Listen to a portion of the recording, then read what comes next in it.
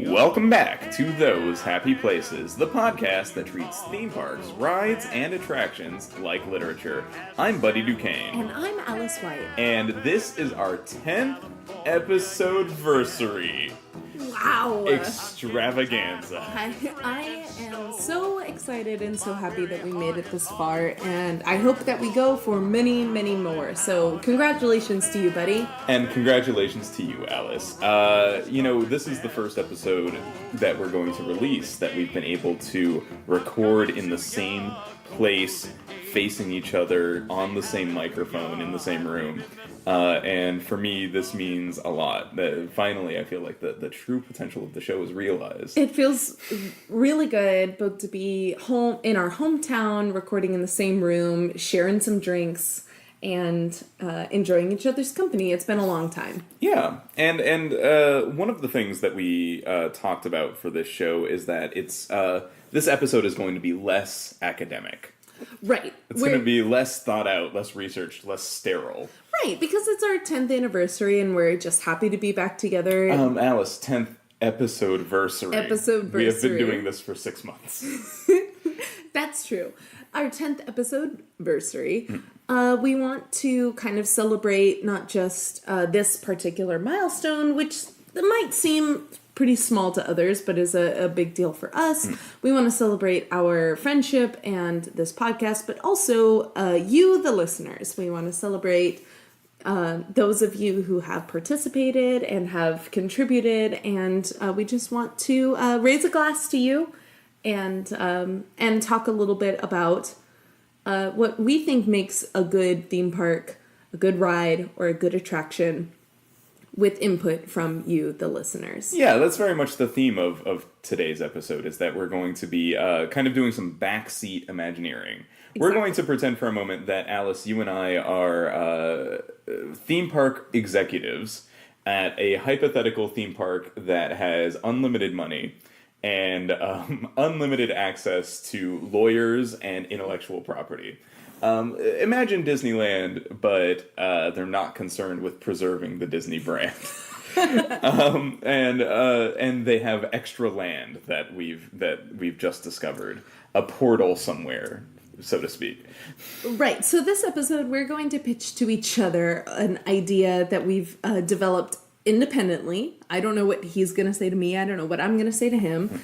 And then we're going to pitch each other this ride, bounce a couple of ideas out of each other, kind of like what we wish we could see and maybe what hurdles stand in our way. And then go to our listener input, listen to those pitches, and respond live in real time. Neither of us at this point have listened to the submissions that we've received. We know that we've got 3 to listen to.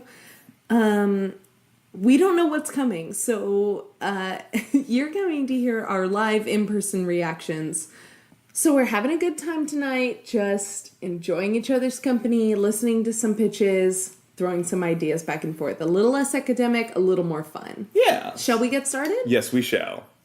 So I suppose that before we begin, Alice, if we're going to have this meeting, I should probably, I should step into your office. Oh, yes. Yes, go ahead. Now that you're here in my home, we can actually step into the office. Give me just a moment. Right. Hold on. Follow me, if you will. Yeah, no, not at all.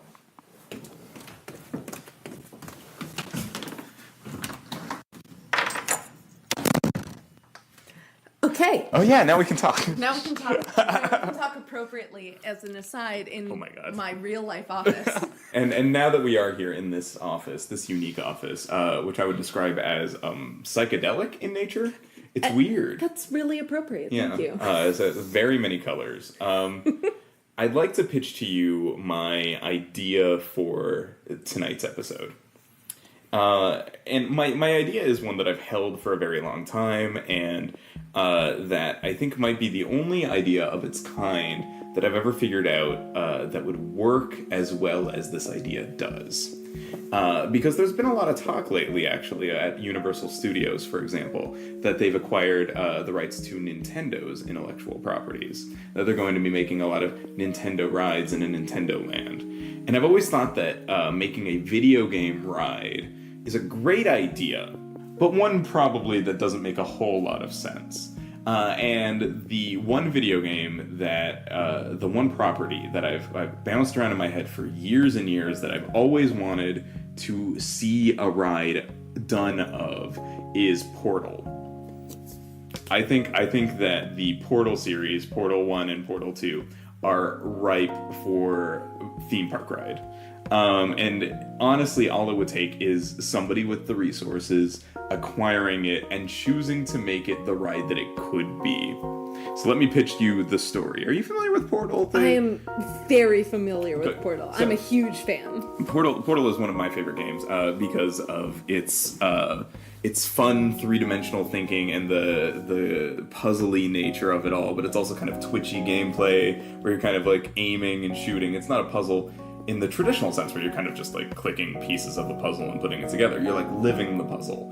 And that's what I would want to bring to a theme park ride. So in the story of Portal 2, we learn about the kind of head of Aperture Science. His name is Cave Johnson. He's voiced by J.K. Simmons. J.K. Simmons, a.k.a. J. Jonah Jameson.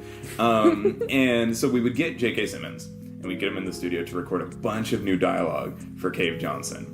And the plot of the ride is, the setup is, Aperture Science in its heyday, I think it's like the 1970s, has invited people to kind of an open house to show people the new transit system of the future. So think of it as the People Mover,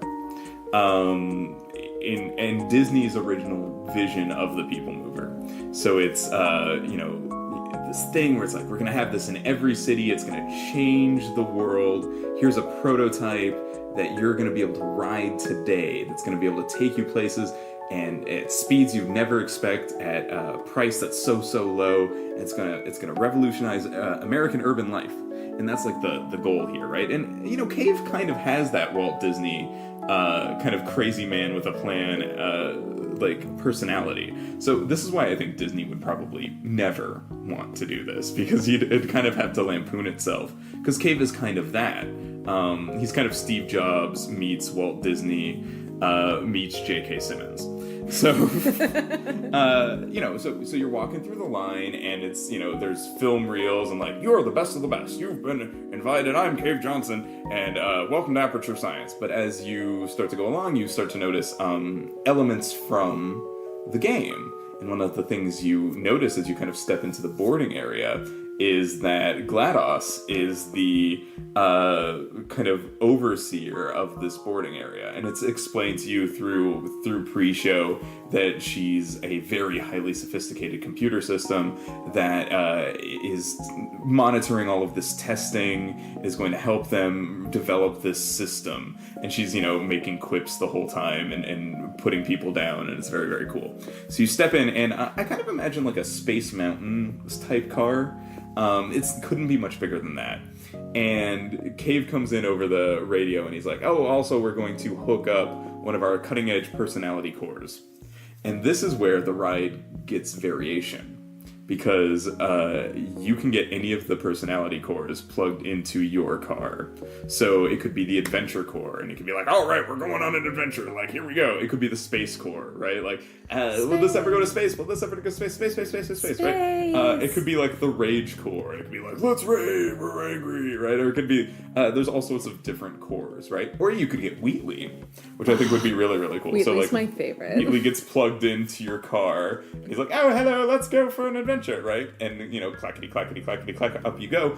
And what it becomes is an enclosed roller coaster ride where you are constantly almost running into walls. And those walls... Or what looks like walls. Right, what look like walls. And those walls appear to be walls until they get hit with a portal gun that's mounted on the front of the car. So the car is completely in control. So it's not like you're aiming the portals and stuff like that. But what you can see as you enter perhaps like the main ride area, I'm imagining like a huge white cube with tracks running all over it. What you can see is other cars portaling in and out of the big white cube, because in reality it's like 4 cubes next to each other, and the track weaves in between them. So you're seeing cars like weave in and out and portal in and out of the same room that you're in. Later people will see you portaling in and out, and as the ride kind of starts to take off and pick up speed, you almost hit the ground, but then a portal appears and you keep going through, and you're at the top of the next cube. Oh crap. Yeah, you're at the top of the next cube, so you keep dropping, and then another portal opens up, and then you turn, and it keeps like changing, and you're never quite sure what to expect. So imagine Space Mountain plus a completely white, bright, sterile environment, but with the blue and orange just portals. Flashes over and over again as you're jumping between things. And whatever personality core is hooked up to your car is commenting the whole time and like yelling things and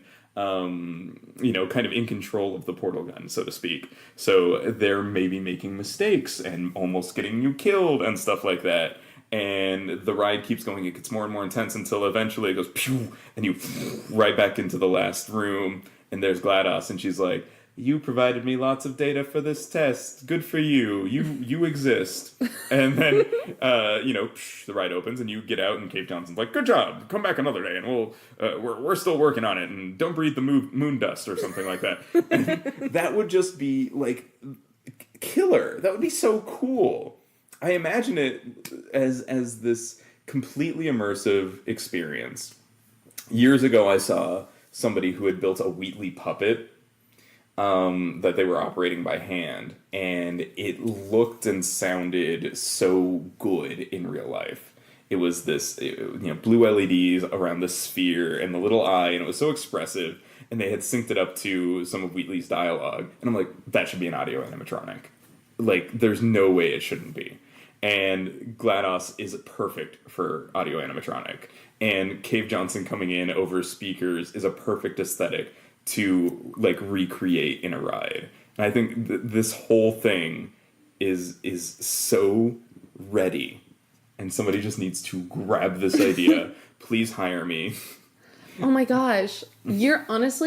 That description you just gave makes me feel so unprepared for this episode. You crushed it just now. Like, I feel like you must have felt when I suggested about Captain Rex, like, being a member of the Rebel Alliance. Like, my mind is so blown right now. I'm not even ready to record the rest of this episode. That was so good. Thank you. Holy crap. Thank you. I see it so vividly. The white space with the blue and the orange in and out portals, and seeing other cars entering and exiting through blue and orange portals, and hearing I love Wheatley, and I love it's Stephen Merchant, right? Does the voice. I love that voice so much. I can hear it so clearly that all I want now is to ride that ride. That sounds so fun. I want to go for a crazy ride with Wheatley. It's just a super tight. So like Space Mountain, something's so fun about Space Mountain, and now that I've ridden actually Space Mountain California and Space Mountain Orlando, and they're a little different. But Space Mountain California is so tight. It's in this incredibly small square footage where the turns are all right turns, right, until suddenly you turn left and that's the end. You can turn a portal ride into this itty bitty tiny space. All you need to do is do Space Mountain, but with bright lights and you don't even need to make real walls that you're going through, just what looks like walls that you're going through. As long as it appears that way. I'm kind of imagining the Who Framed Roger Rabbit, the cartoon Spin. Yes, the portable hole effect. The portable hole effect, yeah. Which is honestly just a door in the wall that you're aimed at the right but way. It's got the right angle and the right like black light effect where it looks like he's pushing the wall into, or pushing the hole into the wall. It is so vivid. And I'm so in love with it. That would be the best roller coaster ever. I don't even know what I can contribute to that. That would be amazing. I would die to ride that ride. I love the Portal games. They're so much fun. Yeah. I'm not a huge gamer. I know you are. I know my fiance is. love video games, but to me, Portal and Portal 2 were the best video games I've ever played in my life, because they were not just a video game, a point and shoot video game, but a puzzle game and a something to interact with.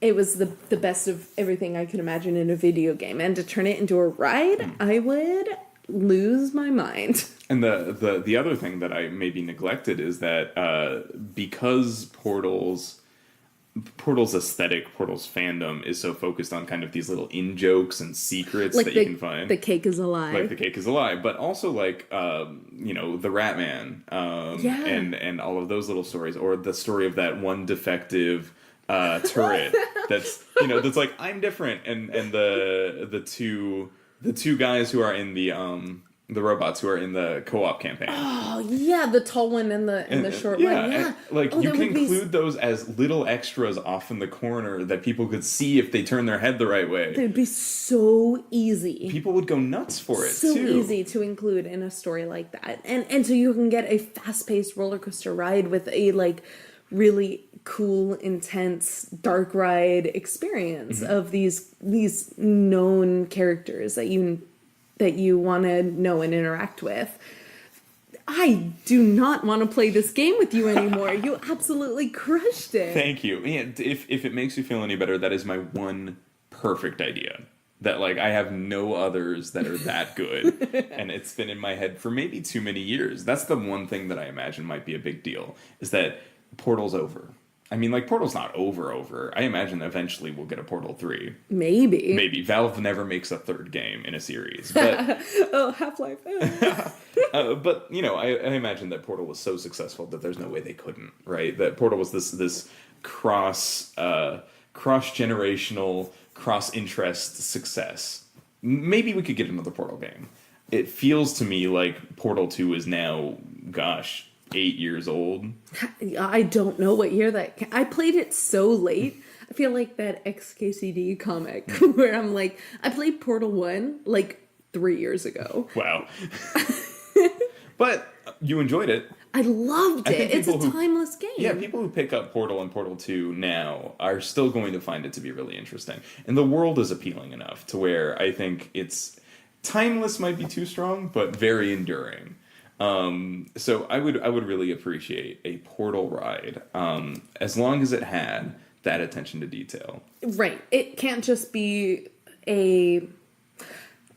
and I just pictured the beginning where if you go through a portal, the only ride I can think of right now that has you going through portals at the beginning or giving you a quote unquote option at the beginning would be Disneyland's Indiana Jones, for example, where you get 3 options and you go through one of them. Right. And if it did that, if it just was here's your one portal, here's ride a portal time, to the moon, that would be not cool. That would be really boring. Right. And the other thing that I could see going wrong is that somewhere along the line somebody would say, why not just a simulator? Oh, no. But right, so much about it is the physical experience for me imagining this ride. And here's the other thing, something that I really loved about the animation in the Portal games. As somebody who's not a gamer, what I really got a kick out of was if I accidentally threw a portal in a wrong place, I could see myself through the portal. And that'd be really easy to do if everyone is in a roller coaster car that looked the same. It'd be really easy to kind of look like you were going through the same portal over and over again if it was just the car in front of you kind of thing. Oh my gosh. You're like, oh no, we're accidentally in a loop. We're going through the same car over and over again, but it was the car right in front of you that you were following. Or heck, open a portal looking back at yourself. That's like a screen or a mirror. And then you can wave at it, but it looks like you're just kind of accidentally going through the same portal. Almost like in the third Matrix movie when you're accidentally going through the train station portal over and over again. I'm kind of imagining the stop scene in Tower of Terror. Wave goodbye to the world you know. Yes. And you appear right there, right? And there's you. How hard would it be to do that with a portal? Here's how portals work. Pew, pew. Oh, look, there's you from behind. On the other side of the portal, but it's behind, it's backwards, and it's just a camera showing your back view. Yeah. It'd be so easy to do. And it would blow people's minds, too. And that would explain how portals work for those who have never ridden or who had never played Portal. You could even have it set up as kind of like a GLaDOS gone haywire kind of a thing, and you're... we all know she's ready to go haywire at any moment. Right, exactly. So, like, Cave could be like, here's my presentation, and your little core could be like, oh, this is going well, and then GLaDOS could be like, begin test, because she loves to test. And then, like, things could start to get intense then, right? And that would be like a things gone wrong kind of a plot. It's kind of like and now I'm picturing that part of it as the very, very beginning of the Mummy roller coaster in Universal Studios, where you're in your roller coaster car, but you're like cruising along like a dark ride in the very beginning of it until you launch off. Right. And that's where GLaDOS is testing you, or where you're hearing Cave's like narration or whatever, and then suddenly, oh no, blast off. No, and something's gone wrong. And then you hit full speed. Right. And then you go through a portal a bunch of times. A bunch of blue, orange, and then you see other cars, and oh my god, you can get so many cars in if you plan it right, if you do it at the right like timing and the right speed, you can get so it would be kind of almost like an Omni mover where you get like so many cars going at once. I watched a video not too long ago about Space Mountain and how they keep Space Mountain, which should be a relatively low capacity ride, at the capacity that even it's able to accomplish, and it's because there's a bunch of cars on the track at any given time. In California, the Space Mountain, like I said, it goes right turn. It has so much track in such small space because it's like a DNA helix almost, where you've compressed so many turns into such small space. You get right turn. You can have like 15 cars going at once. So what looks like the longest line ever is actually a super short line because you can just keep going, putting people on. I almost wish this was a video because I could demonstrate with my hands. You're getting very animated. I'm getting very animated. I think our listening audience might understand. You were visual enough with your language. I hope so. I'm now turning my hands like a double helix. A double helix, how it compresses so much into such a small space. And with a portal gun, you have a visual excuse for that kind of structural framework. Yeah, it doesn't matter if you're showing other people because that's the idea. Yeah. So we don't need to hide that from anybody to make them feel like they're special, having a special experience. You're right. In Space Mountain, it's so dark, and you don't see any other cars while you're going, and that's the point. Like, it's your journey through space. In a dark ride, theoretically, you don't see any of the cars. Right. Everybody should be around a corner or in the next scene already. But in this, it doesn't really matter. You, in fact, want to see the others, especially if you're trying to trick the viewer, the audience, into thinking the other cars are your car is going through a portal. Ugh, that's so good. I don't even want to play anymore. No, let's keep playing. I want to hear your idea. You broke me. No. Come no, on. you did. I'm sure that your idea is also great. You have so much more detail to your idea than I do. So for me pitching an idea to you, what I was hoping for... So you pitch an idea to me full of ideas, and I think you wanted me to shut you down, but I don't want to. Okay. So for me pitching an idea to you, what I want to do is give you an IP that I think deserves a ride, that deserves a chance, give you a couple ideas of existing rides that I think could influence this idea, and I want you to expand on it. Okay. I'm ready. What I want you to do is to help me pitch a ride based on the Mad Max series. Now specifically Mad Max Fury Road. You want a Mad Max Fury Road ride? Specifically Mad Max Fury Road because that's my very favorite. It's maybe my third favorite movie ever made. It's a very, very good movie. Such a good movie. Now here's what I'm thinking. I'm going to give you a couple ideas and I want you to help me. Okay. I think that Mad Max Fury Road deserves a ride. I think that it deserves a framework that is roller coaster heavy. Like obviously it deserves a fast-paced roller coaster ride. I think it deserves a really intense visual element because so much that's important about that movie is visuals. And I'd like for it to be immersive, like as immersive as possible. I want the person riding the ride to feel like they belong in the space. So it's not just a roller coaster where the car that you're in kind of looks spiky and rusty and post-apocalyptic, but I want you to try to help me develop the idea of a Mad Max ride. Now, this next part might sound kind of stupid at first, but let me get there. I think that it might need to be structured a little bit like Radiator Springs Racers. Now, hold on. That doesn't sound as crazy as you thought it would. It sounds wacky because it's a Cars Land ride for small children. Yeah, for babies. For babies.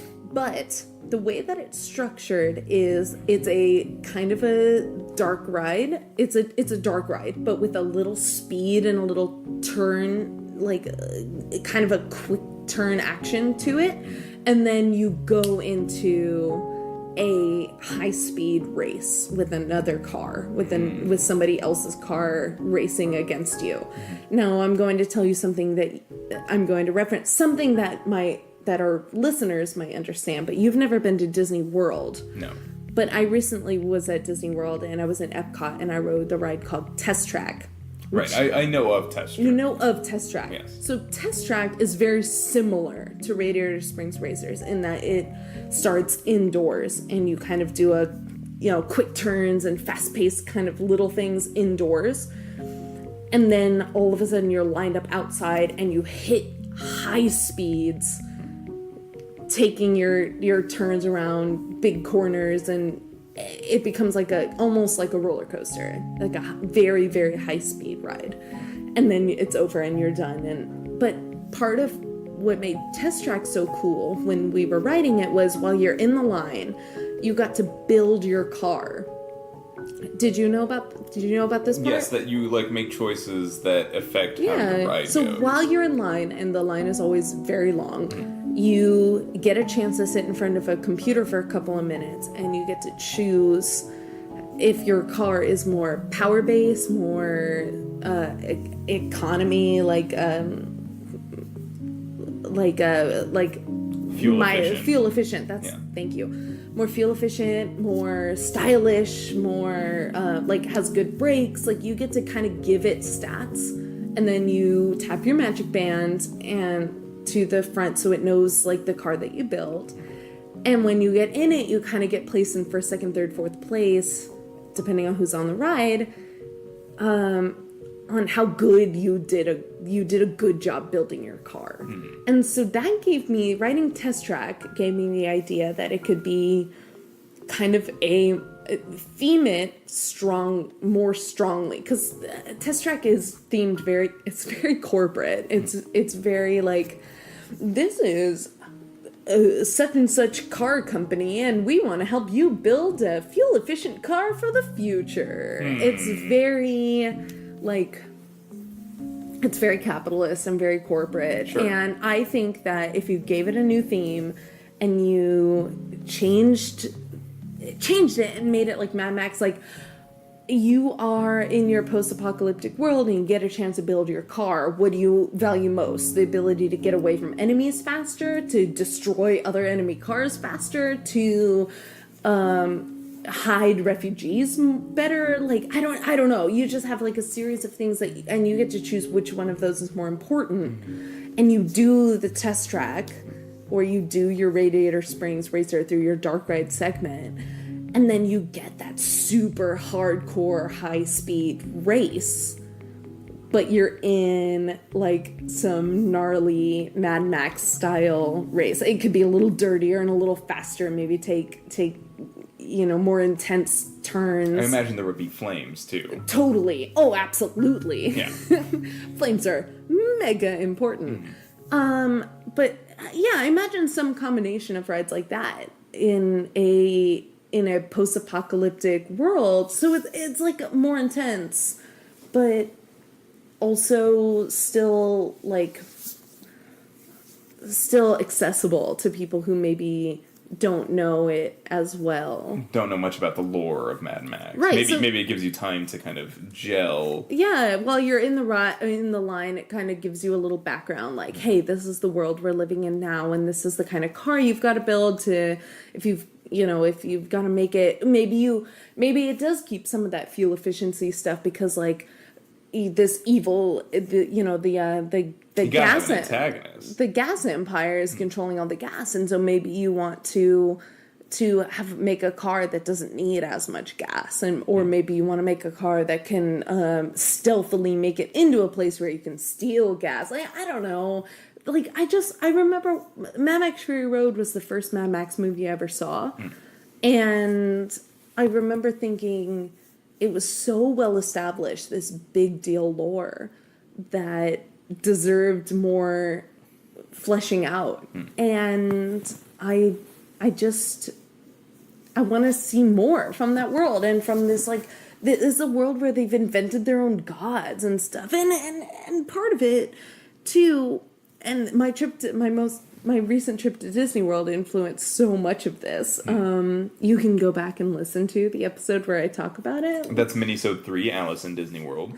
I also I went to Animal Kingdom and I rode the Flight of Passage, the Avatar ride, and the wait time for that was impossibly long, but it also included a lot of visual storytelling in the line about the world, establishing the world. So if I had never even seen Avatar, I would still understand, like, why I was going into this. And I think that such a well-established universe like Mad Max could lend itself really well to something like that, and give me a space to explore and be creative. That's why I liked Test Track so much, was this creative space. But what I liked Flight of Passage so much was how immersive it was. And even the line, even walking up to the line, you weren't even in the line and you were still in this world of Pandora and stuff like that. And Disney World inspired so much more of this Imagineering in me than I ever thought I could have. I'm so glad I went. I don't know. What do you think? I think you've hit on a couple of really amazing ideas. I want to tell you that I love it, and I would ride the ride that you described. But I also, along the way, was starting to kind of germinate maybe a different format for this ride. Okay. Because I love Radiator Springs Racers. I think it's a triumph. I think it's really good. It's so good. But something that has always kind of bugged me about it and other kind of I don't know how to explain it. The ride system has its own name. The car kind of on top of a car, if that makes sense. The car that can kind of actuate itself and, like, move and stuff. Just like on the Indiana Jones Adventure. It's a car in a car. You know what I mean? Yes, I do. For those of you who are Florida-based, that would be the dinosaur ride. Right. And Radiator Springs Racers is also like that. It's doing those effects of, like, the rumbling engine and stuff through, like, little gyros and servos inside the car on top of the car. Yeah, so you're to assume the car you got into is the type of car that you are that you're supposed to be in. It's, right. Yeah, it's an extra effect on top of the effect. Yeah, and something that's always bugged me about that kind of car is that it's, like, big and bulky and weird and either has too low of a seating capacity for what we want, thus leading to these incredible wait times, especially on Indiana Jones and Radiator Springs Racers. Yeah. The wait times are incredible. Or a fun, just quick tip: single rider. Single rider on both of those all rides. Of them. For Test Track 2, oh my God, it's the same thing. It's 3x3, just Nice. like Radiator Springs. Nice. It's the same thing. Do single rider. That's way too long to wait. And I was thinking about, like, what are the themes of Mad Max, and what are sort of the aesthetics? And I imagine steel and rust and dirt and gas and flames And I think there's a lot to be said about a dark ride for kind of conveying that. It's weird that you'd want to do a dark ride so that you could have a bright, hot desert all the time. Yeah. But it also makes sense. But then I was starting to think, like, well, we could also go outside with it. And then what would that look like? And then I started thinking, like, what if it was kind of a more traditional roller coaster? I'm going to pitch this to you. It's Mad Max on the Incredicoaster / California Screamin' meets Pirates of the Caribbean. What? I know. What I'm saying is, so much of what I love about Fury Road is that people have completely changed. They're uniquely shaped.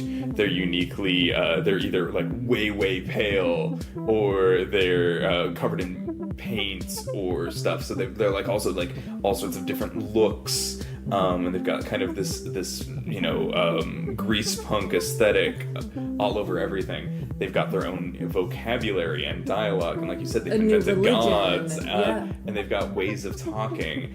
And if you ever get the chance, you should play a little bit of the Mad Max video game. Oh, my brother loves that game. It's you meet a character who's like just speaking in Mad Max speak, and you got to figure that out because Max never talks like that. He's like, I'm a normal Australian guy, but everybody else around him is like, the long ago, praise the machine gods. Oh, Valhalla. Right, and they're adding all this other crazy like vocab. And to me, that says you gotta have a lot of animatronics. Like you gotta have like a bunch of animatronics, and you've gotta have those animatronics be jumping around all on every side of the car that your people are in, and you gotta have them going crazy. And here's my pitch. It's a different tribe or civilization or city-state or whatever you want to call it in this same post-apocalyptic wasteland, and they've built a roller coaster. And it's incredibly dangerous. It's this big rusty hunk of metal out in the desert, the Australian wasteland desert that's also irradiated. And you're next. And you're forced to be next. Right, so when you sit down, it's like ka-chonk, strapped in, because there's gonna be a crazy, laughing, faceless guy with like a torch who's gonna like light the fuse that's gonna send the roller coaster like rocketing off into the like loop-de-loops and craziness. But like first you're gonna like dark ride through it, so it's like being pulled into one room, and all the animatronics are like, whoa, Warcoaster. It's called the Warcoaster. Warcoaster. And you're like, no, please stop. And then their leader comes out and he's like, my children, now the Warcoaster will roll again. And they like attach like a cable to the front of it. And then the guy's like, hee, because he's like the sidekick. And he's got like a mohawk or something, and he's like, "I'll bring the fire for the boom boom boss." And then you like, walk into the back of the Warcoaster, and the Warcoaster, of course, yes, is covered in spikes. Naturally. Because they want to weaponize roller coasters, and they don't understand why that's a dumb idea. And so you're like, oh no, like crazy grease punk religion ceremony where now we're the sacrifice on this Warcoaster, and then he lights the fuse. But you survive the Warcoaster. Right, and obviously. Meanwhile, Max is also there, and he's like, hang on tight, we're gonna get you through this. I'm Mad Max. Indiana Jones. Yeah, and so he's like, all you have to do is make it to the third turn, and I'm gonna like hit a switch, and we're gonna get you to the level platform ahead. And that's my favorite theme park trope, by the way. We're gonna evacuate you to the level platform ahead. Everything's gonna be fine. Very Jurassic Park. Very Jurassic Park. I'm gonna get you on that level platform. We're gonna get you out of here, right? And says Max. And you're like, okay, Max, please rescue me. So, off it goes, and there are animatronic guys hanging off of the Warcoaster's track who are like yelling and cheering the whole time and like spitting oil on you and brandishing shivs, I believe. Yeah. And you're like, no, this is so scary. And you see a part where the Warcoaster is like clearly broken. Okay. Yeah. But then there's Max. He hits the switch, ka-chunk, and the Warcoaster veers off to the side, but Yes. what you don't know is that's an even bigger, scarier part of the Warcoaster. Hit another loop, and then you hear Max's voice over the speakers, and he's like, sorry. And then there's Furiosa, and she's like, I have a metal arm, and she stops the coast. No, that doesn't make sense. Something crazy could happen. Like, maybe the war rig could, like, hook onto it, and then tow you off. Wait, I got a thing. Okay, so that thing that you described, where you're like, see a point that's like obviously broken. They do that in the Everest. The Everest thing, they like ride up to, oh no, it's broken. But then you go backwards. That would be pretty away sweet. from it, and then you see your villain like up. Oh man, I'm just combining every single ride like in one ride. It's honestly the problem with this concept is that it's too much. It's too much, and you need about 100 animatronics to make it convincing at all. Yeah. And they need to be, like, really articulated in ways that animatronics mostly aren't. Or maybe it's just simplified, kind of like when you were, like, doing the dark ride thing before, like the Mummy ride at Universal. You ride through your itty-bitty little dark ride spot, and there's only a couple animatronics and one screen in there to get the point across, right? And join us in eternal death, kind of thing. And then the mummies drop down. And you go. Right. You don't need like hello, my children, Warcoaster is about to blah blah blah, and you just like kind of hear the chanting. You don't need like a bunch of animatronics. Yeah, it could be done fairly simple. Universal could totally pull this off. They're already trying to pull Fast and Furious stuff off. Yeah. And the Fast and Furious franchise, I feel like, is very related to your Mad Max franchise in that it's very diesel heavy, very diesel punk kind of. Vin Diesel heavy, Vin more Diesel, like no, better. No, all right. That's funny. Have you checked out any of the on-ride footage of the Fast and the Furious ride in Orlando? I have not. It's a specialized van. I think they call it the party bus. Is it supposed to be like the tram? It's just like the tram attraction in so Hollywood. when we ride Universal Hollywood and it brings you through that 360 3D Fast and Furious thing, isn't that the new ride at Universal Orlando? It's a lot like that. Just that? It's almost exactly that. Okay. So you've been on it then in that case. Essentially. That's my biggest fear with Mad Max trying to become a ride. Somebody along the line is going to be like, we could do this pretty convincingly with a 360-degree screen. And I could see where you might even have your heart in the right place with a concept like that. Like, because then you could do that amazing chase scene from the movie. The audience is sitting in the war rig, and the war boys are all around. They even pop up in your window. Yeah, and they're like trying to jump over it, and then the car with the like the pole thing, you know what I'm talking about? The polecats. Yeah, the polecats. And they're like womp, kind of flopping over it, and that would look really cool in 360 3D. Exactly one time. Yeah, but it has no re-ride value. Right.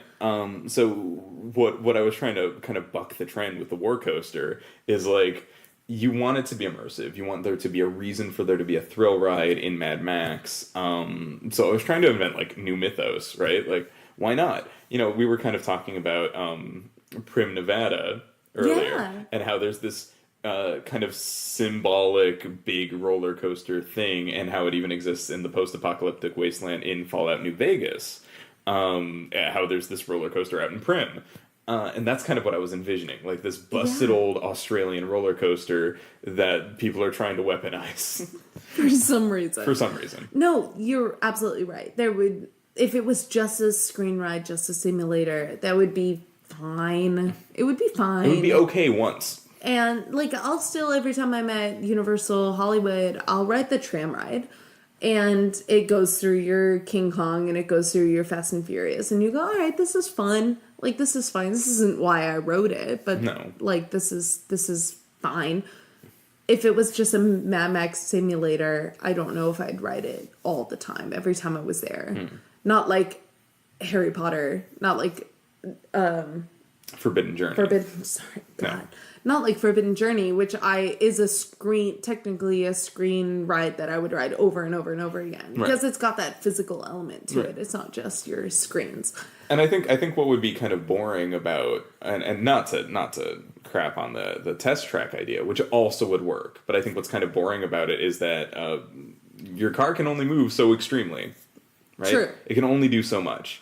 And doing a convincing car chase on a limited track in a way that you want, that I can tell you want, because you want like this cool, badass Mad Max car chase with lots of explosions and fire and visible engine parts. To do that on a test track or a Radiator Springs style track, I think isn't going to give you that thrill. You're not going to get that aesthetic. It's not going to be truly immersive. But could you combine them? Could you have a roller coaster, like everyone's strapped in with your shoulder harnesses and everything ready to do loops and stuff, but you've tapped your magic band before you walk in and you get your design score at the end, like Test Track does. Like you get a score at the end that says how well that your car did, kind of thing. Like if you had a chance in your line to design a Mad Max roller coaster, maybe take some mechanics from the video game. And it's like, you've designed this car. Yeah. And you've given it this much power, and you've given it this much speed, and you've given it this much. And then you kind of do a little dark ride, and you're like, oh, well, we're going in this new dangerous territory. Oh, no, there's this warlord wants us to take our cars on his super dangerous track. Let's test how your car does. Yeah. And you ride a roller coaster then at that point.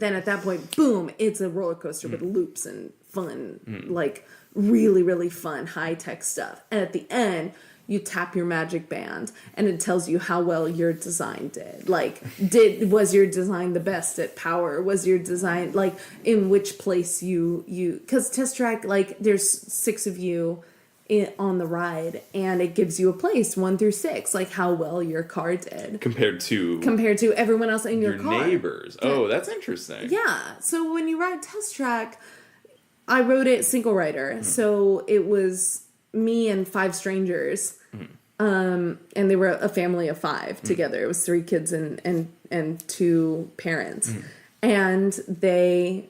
And it gave us all our score based on how well you designed your car, with the specific things that you chose, and you got to choose what your car looked like.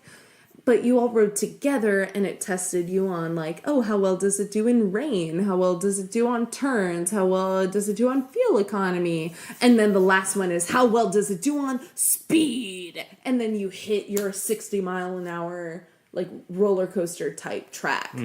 And so that's what I'm imagining the Test Track vibe to be like. You've designed your car. How well does it do against gunfire? How well does it do against armor would be a big consideration, and also one. Like, can it hold enough fuel to get across the wasteland? Right. Does it have any weapons on its own? So when you're in line, you get a chance to sit in front of like an iPad, and you get to pick which of your stats you like best, and then you get to pick which color you want your car to be, and then you beep your magic band before you walk on to the car, and so it records who had what and against who, and it gives you a ranking, and at the end you can be the losing car. And this is something we talked about on our game state episode, was like, when you ride Test Track, your car could be in 6th place, like you could be the last place car, and I think mine was in like 5th place. I did not spend a lot of time, because I was in single rider. I didn't spend a lot of time on the little iPad thing to design my car, because there was almost no line for me to wait, and I didn't want to waste any more time. So I just kind of hit a couple random buttons and was like, yeah, I want a purple one, go. I didn't really design it very well or at all, and I got like 5th place. And I deserved it because I didn't spend the time. But like, if you're in the line and you're really designing and you're doing a good job, like, you do better on the ride. There is a lost state kind of on that ride. Like you still get a chance to ride a cool roller coaster. And the ride is the same regardless, right? Yeah, it's the same ride. Because you go super, super fast. But then it's like the car you're in goes really fast. And then it tells you which of the 6 of you had designed the faster car. So you do get a lost state. And you do get, like, a ranking, and you do get a chance then to do it again and to do better next time against your friends. I see this working as kind of a Mad Max rally, like a Death Race 2000 sort of situation. Okay. So it's like I'm Mad Max and I've been drafted in. This is my Australian accent. I really it's not love get it. Better. No, I love it so much. I'm Mad Max. And I'm in a death race to the death. You gotta help me build my police interceptor so that it wins the death race and I can have my family back. And you're like, yeah, Max, I'll help you out. And then, like, that's the story. I could see that working out pretty well. Yeah, so it would be, it would just be Test Track, but reskinned. Test Track, but it's Mad Max. Well, listeners, if you thought Warcoaster would be more fun than Test Track... At Buddy Duquesne. And if you thought Test Track is better than Warcoaster, at Alice White. THP. All right, Alice, we have pitched our rides, and I think that they are both wonderful. They sound really fun. And I think now is the time for us to take a quick break and listen to our first audio recording of the night. Yes. Some of our very dear compatriots, I would say, allies in the podcasting realm, sent us 3 amazing ideas. And I think we should start probably with the wonderful Charles Gustine of the Iconography podcast. I'm a big fan of his. Charles has guested on this show before, way back in episode 6. Wow. It was on the California, on the Tower of Terror episode. Okay, yeah. Way back in episode 6. And he gave us great material to work off of. And we're going to go now and listen to his recording, which I will drop in here and roll that clip. And then we'll come back and we'll talk about it. As a reminder, listeners, Buddy and I have not listened to this yet. We've not listened to this at all. So this is all raw. Alice, why don't you tell me to go ahead and roll that clip? You know what, Buddy? Let's roll that clip. Hi, Alice and Buddy. This is Charles Gustine of the podcast Iconography. Thanks for putting together this fun prompt. I love a challenge. So I'm going to throw 3 quick ideas your way. Each one is a little bit more elaborate than the previous. The first one is actually a bit obvious. I'm probably not dreaming up anything here that isn't already plastered all over the walls at Imagineering HQ, which is that the 3 Caballeros ride in Epcot, Mexico, formerly El Rio del Tiempo, I think has found a much more natural fit for a movie tie-in, which is that it should be a Coco ride. And I do think that unlike tossing the sort of beloved Maelstrom for Frozen in Norway, this is a change that wouldn't get much Diz Twitter opposition. So my second one, and I can't believe this is true, but I did the math, and it is, if Disney started planning a Lilo and Stitch ride now, it would probably be ready in time for the film's 20th anniversary in 2022. And they should absolutely do this because Lilo and Stitch is a masterpiece, and I think there is an untapped well of love and nostalgia that might just burst. Now, wait a minute, you're saying there already is a Lilo and Stitch ride in Tomorrowland? No, there's a Stitch ride, and it's bad. It is a remnant of a time when Disney thought that Stitch, I think, would be their first evergreen character since Pooh, and he was in all the marketing for all the parks, but it was the wrong Stitch, you know. Instead of that subtle first he's sour then he's sweet creature from the film, this is the Stitch that's like all sour before his transformation. So I'm lobbying for a Hawaiian roller coaster ride. It's right there in the film. They set that up perfectly, and I want it to be in Adventureland, and that's going to solve 3 problems at once. 1, it's going to be a way to access that lovely relationship between Lilo and Stitch and swaddle us in Ohana. 2, it's another coaster, and we need those. And 3, I think it's going to put a big dent in Adventureland's colonialism problem. I think Adventureland badly needs an experience from the perspective of the people who represent these tropical locales. Now, the third one is what I'm actually going to kick over to you two. I've always thought that as long as there's this Mickey's Not So Scary Halloween thing, Epcot should also have a Halloween overlay, and it should absolutely be based on the DCOM Halloween Town. So, like, the launch area at the World Showcase would have the big pumpkin at the center of it, and it should be dressed up as Halloween Town, and there should be cast members dressed as Marnie and Aggie telling you that it's that one night a year when all the monsters can go home, and you should go see them in their countries, and each country would be the home of one main monster. So my challenge to you two is, what would you want guests to experience in each World Showcase country, and would you go for scares or not? I think Epcot does tend to be more adult and more alcohol-soaked than Magic Kingdom, as Alice may now know.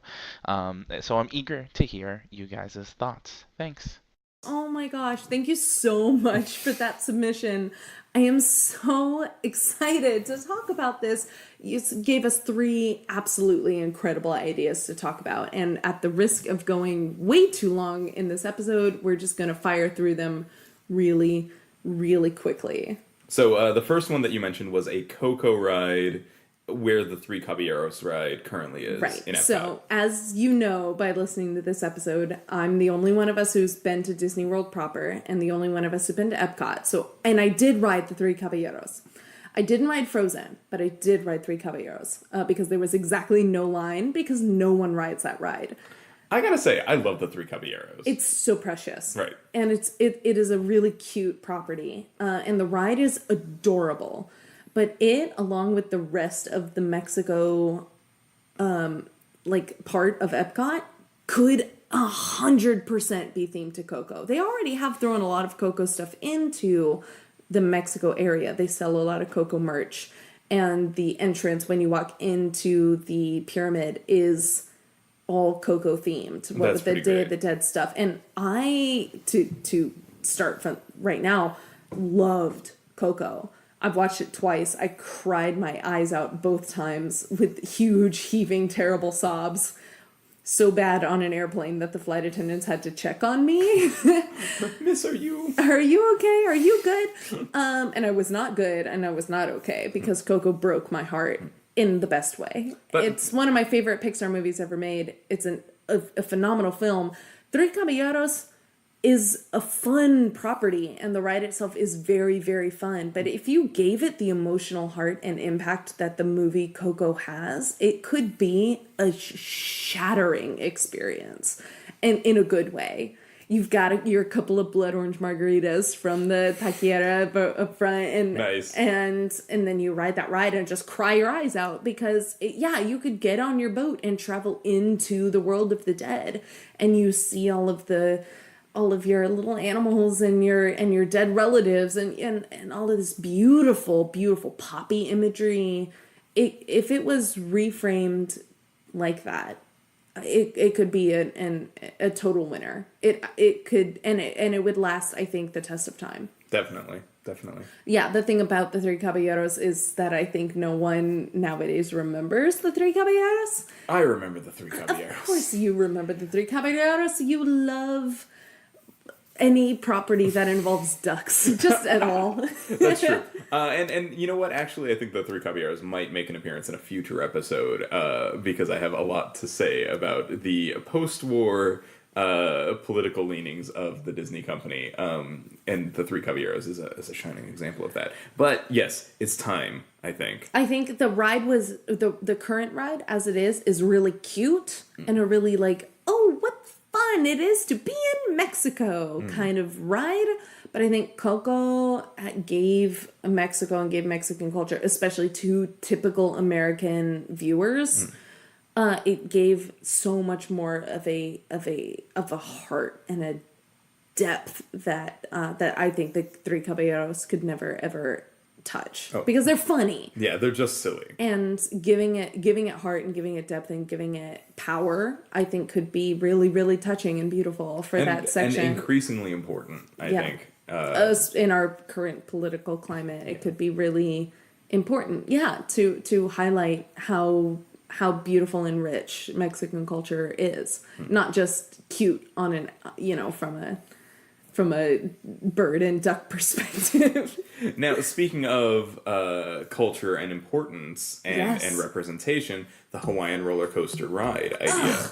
And you're so right, Charles. It's right there in the title. It's right there in the movie. You just take the track from the film, you sync it up to a really, really cute, I'm thinking small family type coaster. Yeah, I'm not thinking especially thrilling. Seven Dwarfs Mine Train, or in California, maybe a Gadgets Go coaster. Like a really simple, cute, no loops, nothing complicated, fun little roller coaster to the tune of Hawaiian Roller Coaster Ride. Yeah, and then at the beginning or the end, you've got a Stitch and Lilo animatronic, and they're like, "Welcome to Hawaii, hang 10, we surf, Elvis music." Oh, you could also throw some Elvis in. A little like, Elvis music. Like maybe you stop at one point, maybe the roller coaster kind of comes to a halt in a dark room kind of space, and Stitch moves the record needle away from your Hawaiian Roller Coaster Ride into "You Ain't Nothing But a Hound Dog." And then we could have kind of like a different kind of vibe coming off at the track at that point. Maybe it could be some whoop-de-doos or something. That would be really cool, actually. You paint the cars like a surfboard, like a longboard. And I think in the pre-show, you would focus on the fact that this is post-movie.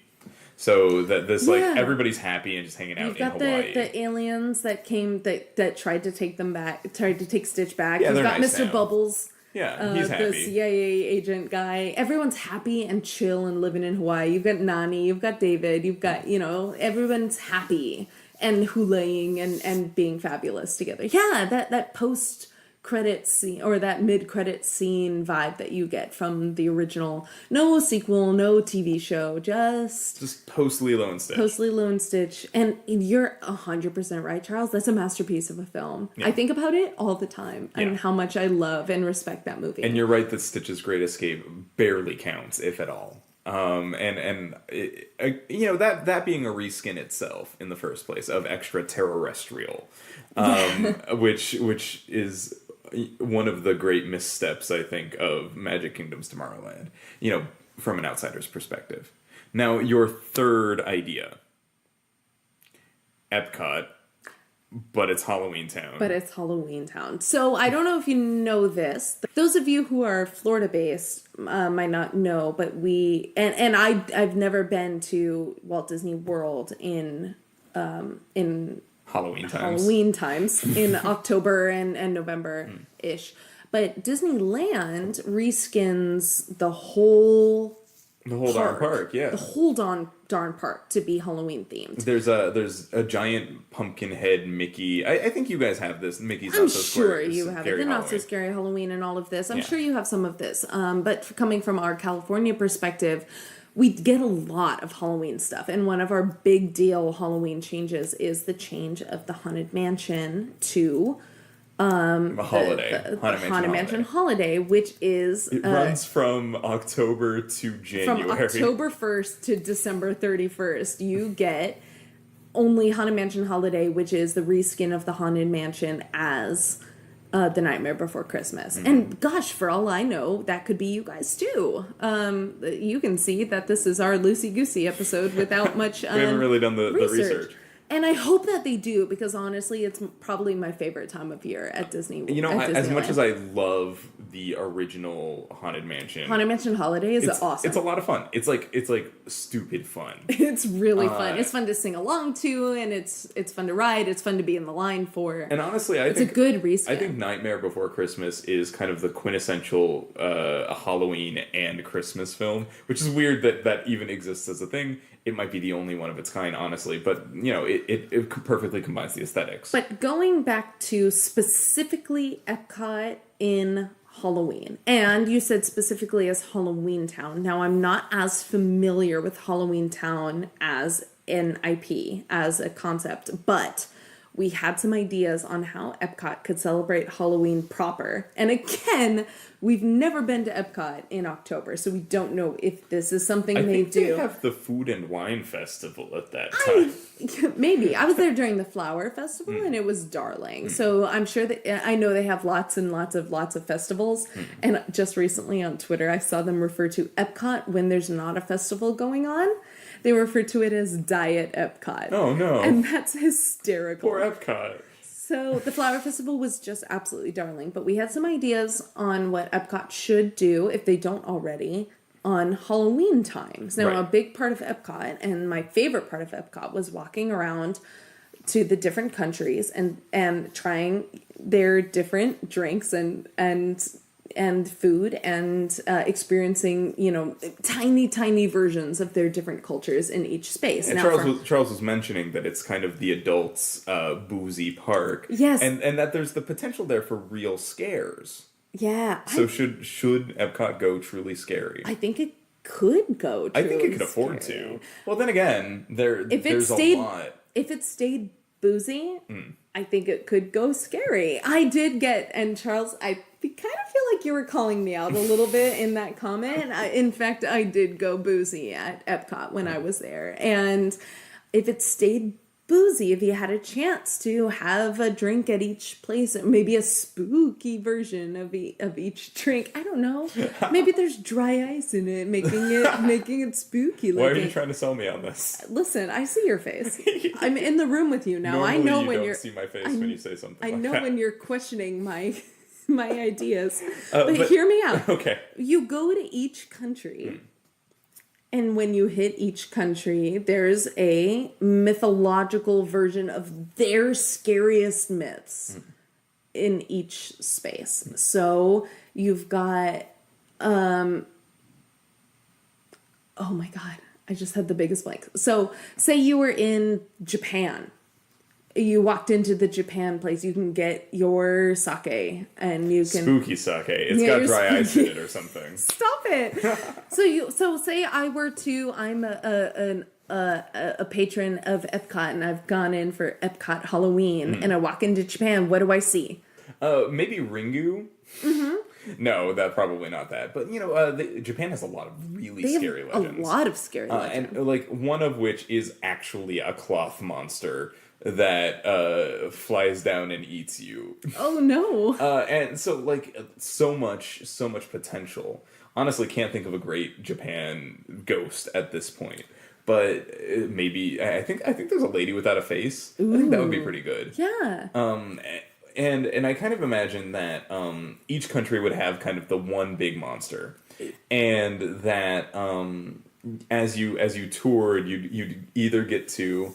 Here's the one thing I want to caution against. Here in SoCal, we have Knott's Scary Farm. And it's like mazy. It's mazy, and we also have Halloween Horror Nights, Hollywood Horror Nights at Universal Studios. They do have that at Universal Orlando also. Yes, and there's also Six Flags. a does the Halloween same Hunt, I think it's called. I think so. And so we have these Halloween overlays, and they're very much the rest of the park kind of closes down. You send the kids home. Out come the actors who will have fake blood all over them, and they jump out of corners. Sure, and there is a time and place for that. Disney, I think, would never go that far. No, they are like you said, Charles. Not so scary Halloween. Mickey's not so scary. So Epcot could get legit scary, but in like a quieter way. Yeah. You would like put the monster like meet Baba Yaga. Is that a Russian monster? I don't remember there being Russia there. I don't think they have Russia, but that was my first go-to also. Like, I'm sure there's, a Mexican, German, Norwegian, Italian, French, Canadian, English. I'm blanking on the rest of the countries that are there. Chinese, Japanese, every country has a myth. You get a werewolf in London. Oh, snap. That would be, and then you can tie it into the Werewolf of London. That would be Warren Zevon awesome. song. And then you could play the Warren Zevon song in line to meet the Werewolf in London. And maybe you meet him and it's not so scary as it is like a fun scavenger hunt kind of thing. I think that's why Charles brought up Halloween Town. Right. Because that's Jack Skellington's house. No, that's... no. Yeah, this is our town called Halloween. Dun, Is that dun, Halloween Town? No, dun, I thought he was dun, referencing Halloween Town, the Disney Channel original series. No. Halloween Town. No. Isn't that it? Oh no. Yeah, it's Halloween Town. That's a Disney movie. It's a film series. Yeah. From Halloween 1998. Wait. You don't get it. Wait, okay, hang on. Charles.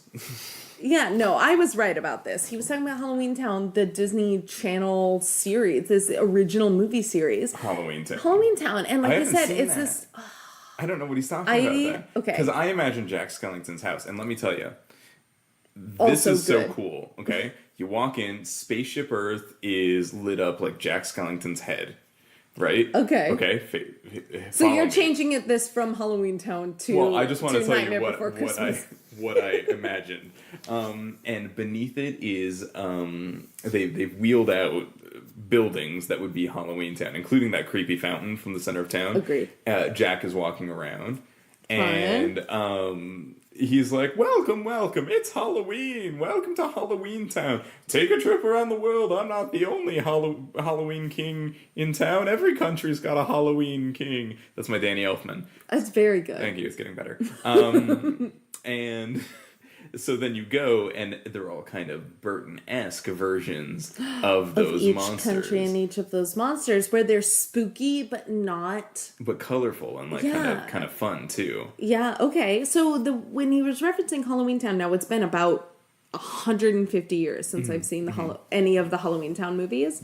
But he specifically mentioned this is the time of year where these monsters and these like spooks go home, and like it's like a weird home, and like I know there's a better example, but my brain is absolutely fried.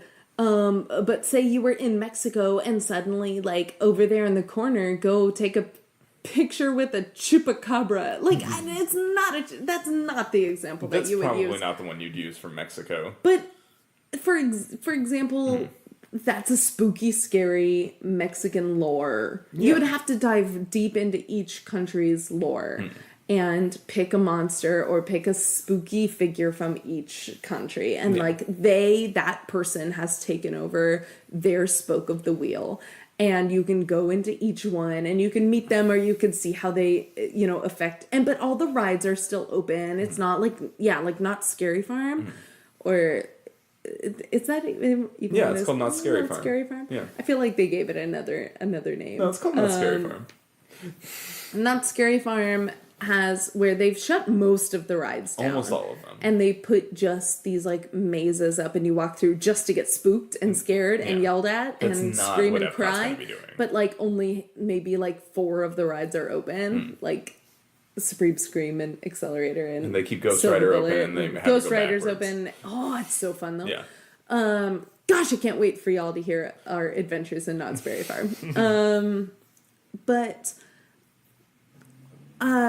it would just be like, what if this country was taken over by... But was Halloween. But was Halloween. Whatever. A smidge. Whatever is the spookiest time and the spookiest thing that country has. does. Yeah. Yeah. That's perfect. Because not every country celebrates Halloween like we do. It wouldn't be like Mickey's Not So Scary Halloween. What they do in Disneyland and what I assume the Magic Kingdom is it's a little bit like a trick-or-treat party. Yeah. The kids go to each ride and you can ride the ride and get a piece of candy at the end. And you're still, like having fun and giddy.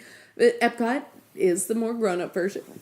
So you might have take a drink. your older kid there, like your like middle school kid, and like that, it would be a little scary for them. Yeah, but you also get to, what was my favorite part of Epcot when I went, was learn about each country a little. And they've got merch and stuff that you can... Buy your Chupacabra plushie today. It's limited edition.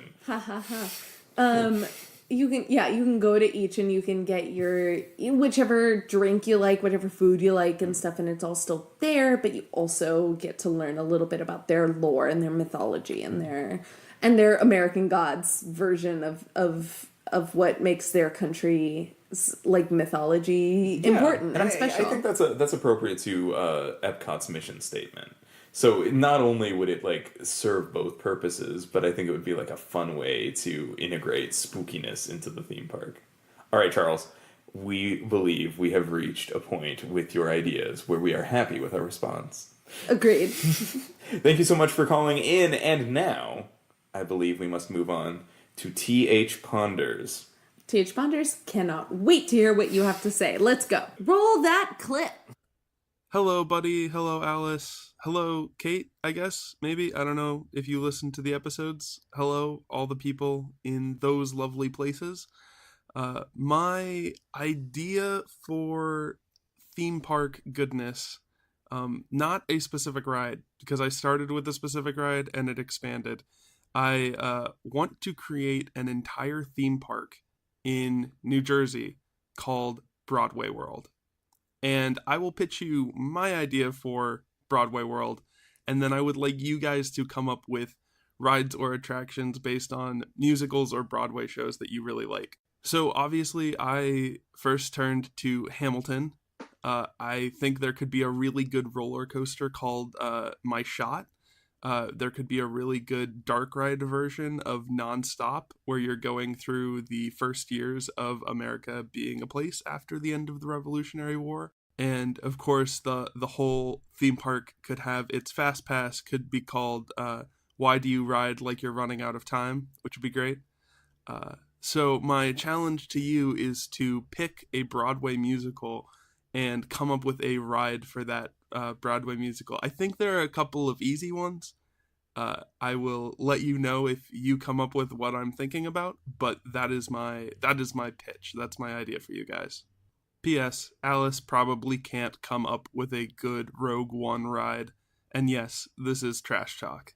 Well, Ponders. Looks like it is time for a little bit of trash talk. So first things first, let's get it out of the way.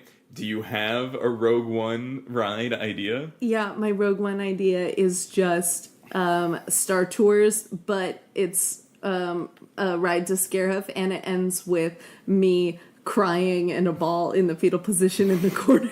Oh, so it's just Star Tours, except it's just Star Tours, it's just, but it's just for me, and I'm crying the whole time. So it's just regular Star Tours then. Oh, right. No, you're right. I cry every time. I cry every time I ride Star Tours too. No, Ponders. Oh, honey. I'm sure you sent that before we started our new project, Rogue Fun, a podcast story. Trailer now available on iTunes. My idea for a Rogue One ride is it's Star Tours, but what you don't know is it's the Rogue One version of Star Tours. So like, and you end up dead at the yeah, end. you get on and you're like, wow, this version of Star Tours is like a little dark, and then at the end the whole thing explodes. And it goes to black, and the lights come on, and they're like, thank you for riding, see you later. Bye. It's K2 instead of 3PO. Actually, that would be pretty boss. Oh my god, yes. Okay, so it's just Star Tours, but... I broke him. It's just Star Tours, just but Star is Tours. my favorite new way to begin a sentence. It's just Star Tours, but with Just like Star a small Tours, twist. like it's still the same. But okay, now this is a serious answer. Because Disney seems to have forgotten that it made Rogue One, and there's like hardly any merch or anything about it. It's just Star Tours, but sometimes you get 3PO hosting, sometimes you get K2SO hosting, sometimes you get L3 hosting. Let's throw in Solo in there just for funsies. And in the middle of the ride, and maybe instead of Poe Dameron, sometimes you see Cassian, sometimes you see Chirrut Îmwe, and you I'd like Chirrut to call you with a mission. I would love Chirrut to call you with a mission. That sounds good. Because Donnie Yen's a national treasure, international treasure. There you go. And honestly, I would just, for a Rogue One ride, would really just like Disney to have not forgotten that Rogue One exists. Please acknowledge. That's all. Let's go back though. Okay, let's get to the actual meat of the question. It's Broadway World, Broadway Land. Broadway Land in New Jersey, of all places. That actually makes sense. You go into the city and you go to Broadway. Go to Broadway and you see Broadway and you're like, okay, that was pretty good, but I wish it was rides. And you just hop the L train out of the city. You take the 815 out of. You just gotta grab the path. You grab the path out of the city, and you're in New Jersey. And there in the green rolling hills of Jersey is Broadway Land. Yes. And so I'm thinking each huge hit from Broadway, each international smash hit from Broadway, non-Disney properties only, of course. Of course. Has a land. So I'm Okay. thinking like there's a Cats land. Okay, Cats gets a land. I'm thinking there's a Wicked. Phantom of the Opera land. Cats, Wicked, Phantom, Rent, Jersey Boys. Jersey Boys. Oh wait, no, Jersey Boys is Main Street USA. Oh my God, yes. So and it's also Because you're in Disney Jersey. Disney owns it, don't they? The one about the newspaper guys. Newsies, yeah, that's a Newsies. Disney. That's a Disney one. property. So you can't have that, but you have the Yeah, Jersey but Boys. it's also just not as big. I mean, it's big. Newsies was like a pretty big hit, but I'm thinking every generation of Broadway had like a big deal hit. I'm gonna go back to only just about as far back as Hair. So you got Hair. It's a big deal hits. Big deal Hair, hits. a chorus line. Shit. Jesus Christ Superstar. Jesus Christ Superstar. Rent, Wicked, Phantom, Cats, Sweeney Todd. Avenue Q. Avenue Q land. That'd be pretty good.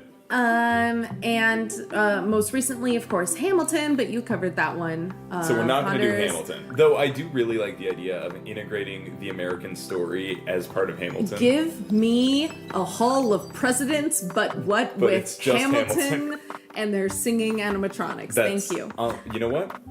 It's really that's good. a perfect I ride. know, it's really You good. just pitched a perfect ride. There you go. It is the Hall of Presidents or the Carousel of Progress, but instead it's just animatronics singing It's songs just from rapping Hamilton. presidents. It's rapping Ronnie Reagan. And they look like Lin-Manuel and Leslie Odom Jr. and But you Chris don't think it Jackson. would be all of the no, presidents nope. but rapping? Nope, I don't want them real. I want them to look just like the actors. Okay. I need Renee. I need everyone. Okay. Philippa, yes. Okay, but going to other musicals. Now you, buddy. I called dibs on Wicked Land. You did. And that's because I always thought Wicked had hints of bigger aesthetic choices in its staging. You and I saw Wicked in New York in 2004. We were just talking about this. We did. And oh my God, we were babies. you remember the giant mechanical dragon coming off of the Of course stage? I do. I saw Wicked And, 6 times. Do you remember the wizard's face, which I thought was an amazing puppet? It's a great puppet. They did it as a puppet instead of as a hologram, like in the film, The Wizard of Oz. I thought there was a lot of like little things that we could expand on with the way Wicked was staged, the choices that were made in the costuming and the set design, and it's a flying ride. Ooh. So you start out with Ethelba taking off. Defying gravity. Maybe I'm defying gravity. So you're in a it's a Peter Pan type car, except it's shaped like a broomstick, but giant. Sure. Okay. And you're sitting in it. And no one's gonna bring me. And then on No One's Gonna Bring Me Down, out you go, and you fly over the reimagined Oz into Ethelba's castle, where you then witness her gruesome death. Oh boy. That seems like a bit of a downer, actually. You know what? Maybe I don't want Wicked Land.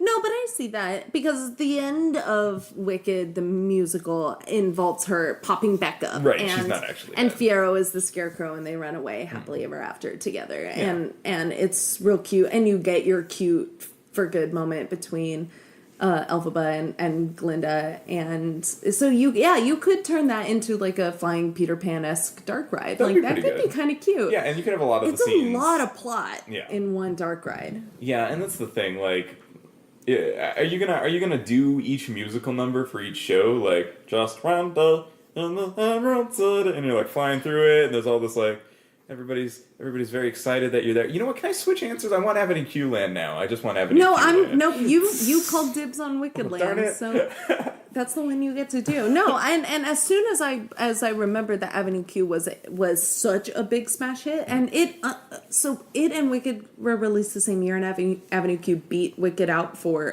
Best New Musical and all of that. Avenue Q, however, closed before Wicked. Wicked proved to be the more enduring blockbuster, but Avenue Q has a lot of really fun aesthetic choices. Yes. And if this was a theme park in New Jersey that was okay with going a little more adult, Avenue Q was mad fun as far as being like a Main Street USA kind of vibe. Like, you've got your puppets popping out of the windows to sing and say hello and moan and whine about how sad and how much their lives suck. I think you could do the big joke chorus parts from sucks to each be show or each part of the musical in a dark ride where the characters are popping out of windows and talking to each other. Yeah, and it would be kind of a fun way to get people to go ahead and see like they're like the most iconic parts of every Broadway musical all in one space, because Broadway's very expensive. The thing I worry about with Broadway Land, the theme park, maybe the naysay that I might have here is that so much of the appeal of Broadway is the amazing performances that are happening live. And if this the was singing all, and the dancing. if it was all screens or animatronics, you lose the thrill of the live And performance. that's just not very exciting, is it? And that's why I think Avenue Q Land works so well, because It's all puppets. It's all puppets, so might as well just go full animatronic with it, right? And Yeah. that would be impressive enough on its own. But honestly, that's the more I think about like Wicked Land. I'm like, oh, geez, you're gonna have like 15 versions of animatronic Elphaba. It's just like in this dark Elphaba, Elphaba. It's Elphaba. It's Alfalfa. It's LFB. Elphaba for L. Frank Baum, the Right. writer of. And I'm gonna say alfalfa from now on, so that I don't anger you. Fair enough. He said, knowing full well that would anger you.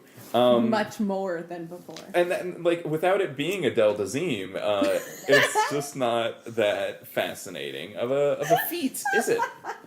It's not that exciting. Adele Dazeem. I'm sorry. Adina Menzel. Yes.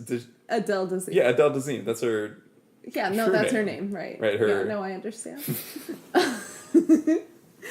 No, I completely agree. As a out of this world massive Broadway fan, Broadway World might be fun as a festival. Like, this is like a traveling festival of a showcase of a handful of numbers from That's the best just Broadway called Forbidden musicals. Broadway. Oh no, but they're parody. No, And that's how do, they get away with it. They do like Weird Al parodies of Broadway. Yeah.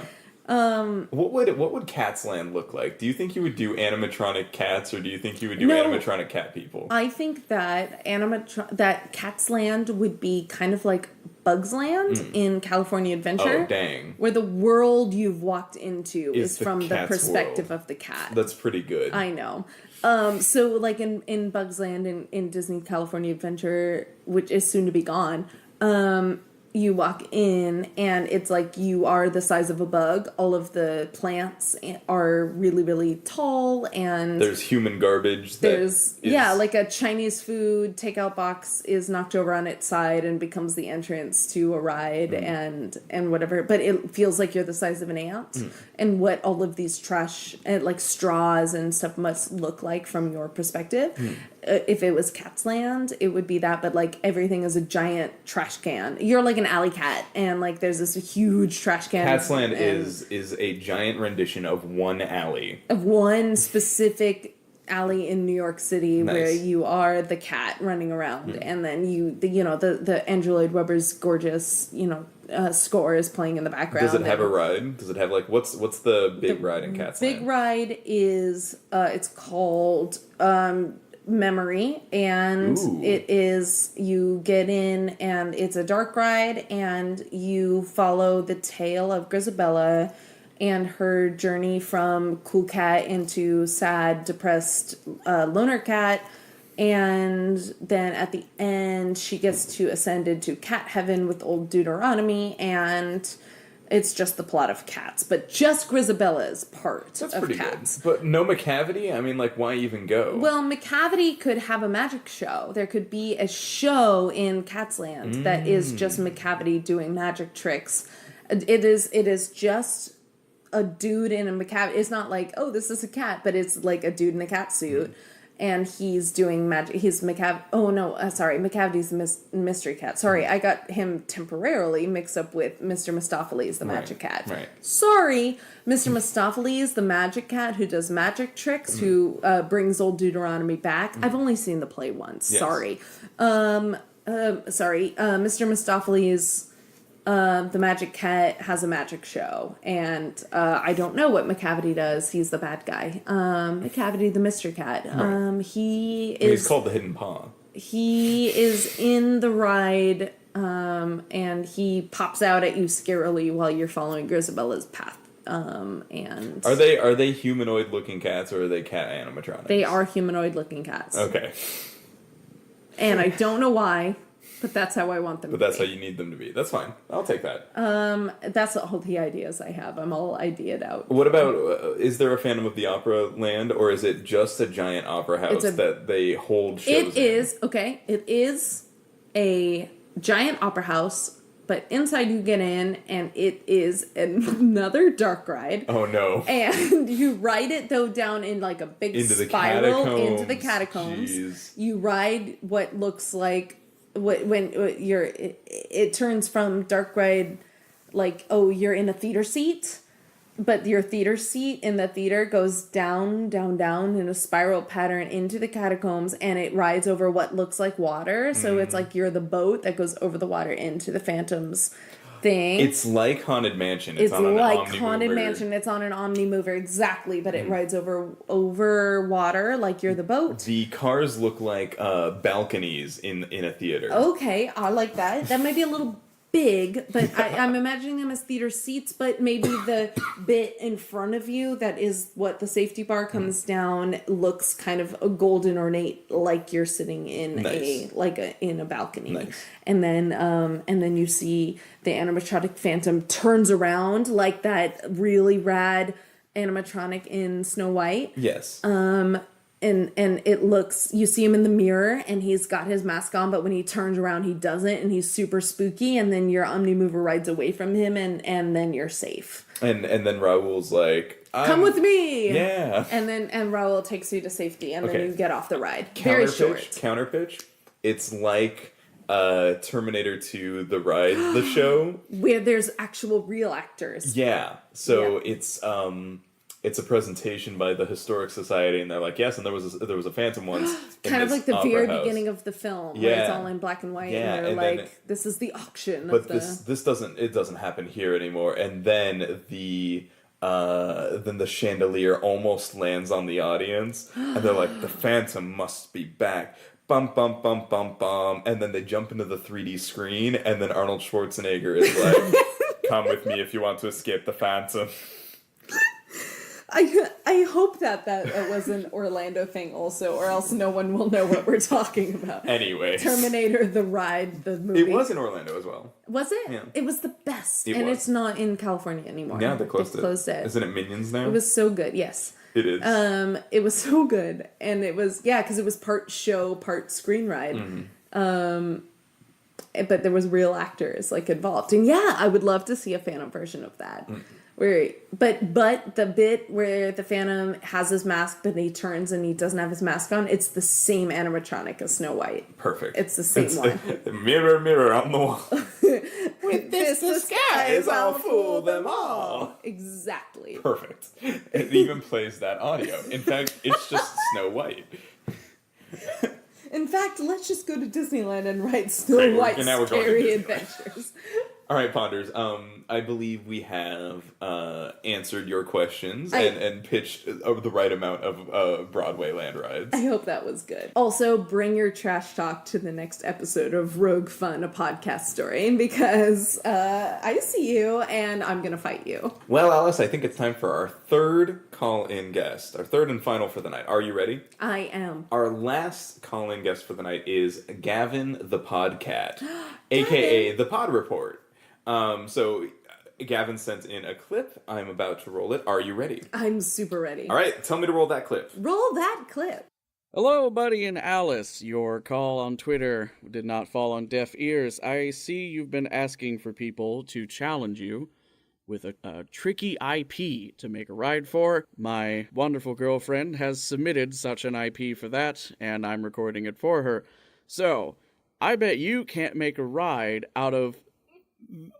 She's laughing already in the background.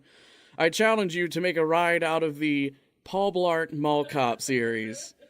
If you want hints, we've been thinking about a dark ride, and the only specific I will help you out with is, obviously, the ride vehicle has to be a standing one that looks like a really wide Segway. And you can take it from there.